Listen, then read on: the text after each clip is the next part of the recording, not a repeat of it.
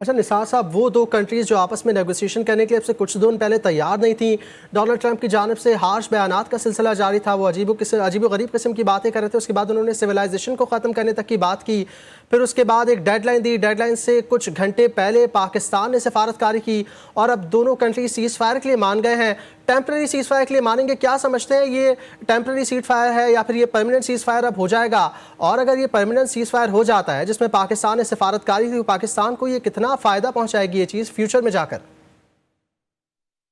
देखिए, ये एक तो इम्पोर्टेंट चीज समझने की जरूरत ये है कि ये सीज फायर जो है वो फर्दर निगोशिएशन के लिए है। यानी वो जो डिमांड्स ईरान ने सामने रखी हैं उन पे निगोशिएट होगा। अमेरिकन डिमांड्स फारिग हो चुकी हैं इस वक्त,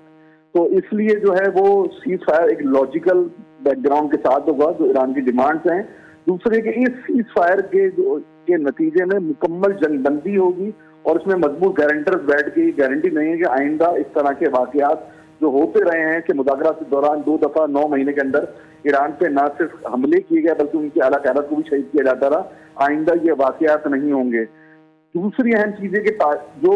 मुस्लिम उम्मा के सुलगते हुए मसाइल हैं यानी गजा, उस पर आइंदा हमला नहीं किया जाएगा। ईरान ने गजा की गारंटी भी मांगी है, ईरान ने लुबनान की गारंटी भी मांगी है, ईरान ने यमन की गारंटी भी मांगी है। तो ये वो चीजें हैं कि जो मुस्लिम उम्मा के अंदर ये मसाइल को क्रिएट करती रही हैं और इस कत्लेआम ने उम्मत मुस्लिमा के दिलों को दुखाया था, खासतौर पर गजा में जो बदतरीन कत्लेआम इसराइल की जानिब से किया गया है। आज इजलास में पार्लियामेंट के आपने देखा था कि हमारे वजीर खारजा इसहाक डार साहब ने कहा कि हम एक अच्छे नतीजे पे पहुंच गए थे,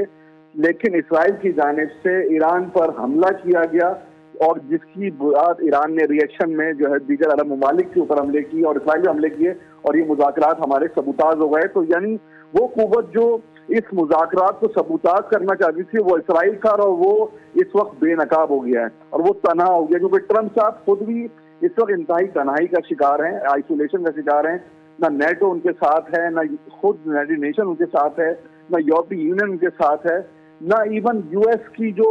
कांग्रेस है वो उनके साथ है। और इवन ये कि मैंने आपको पहले भी कहा था कि हाउस ऑफ डेमोक्रेट्स जो उनकी अपोजिशन पार्टी है उनकी जानिब से ट्रंप की इम्पीचमेंट की बात हो रही है और वो रिपब्लिकन को ये कहते दिखाई दिए कि आप आगे बढ़ें और हमारा साथ दें पार्टी लॉयल्टी को छोड़कर, ताकि ट्रंप से हम जान छुड़ा सके। दूसरी जानिब अमेरिका में जिस तेजी से महंगाई हुई है और जिस तेजी से उनकी स्टॉक में जो है ट्रिलियंस ऑफ डॉलर डूबे हैं, तो वो प्रेशर भी ट्रंप को लेना पड़ रहा था। तो ट्रंप इन सारी चीजों को, खासतौर पे अमेरिका में जो महंगाई है, उनके फौजियों की जो बॉडीज जा रही हैं, इन सारी चीजों को इग्नोर नहीं कर सकते थे। तो पाकिस्तान ने सीज फायर के लिए राब्ता करके ट्रंप को एक बेहतरीन एग्जिट ऑप्शन दिया है।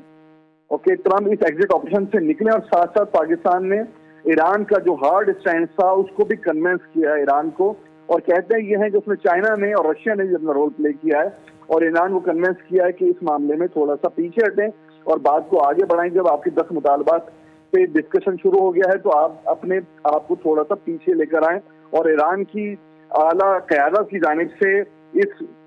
मुआहिदे को या इस सीज फायर को इंडोर्स करना ये बात साबित करती है कि पाकिस्तान की डिप्लोमेसी, खुसूसन बैकडोर डिप्लोमेसी ने जो है वो असर दिखाया है और दुनिया में तीसरे जंग अजीम के जो बादल छा रहे थे वो अल्हम्दुलिल्लाह जो है वो छटना शुरू हो गए।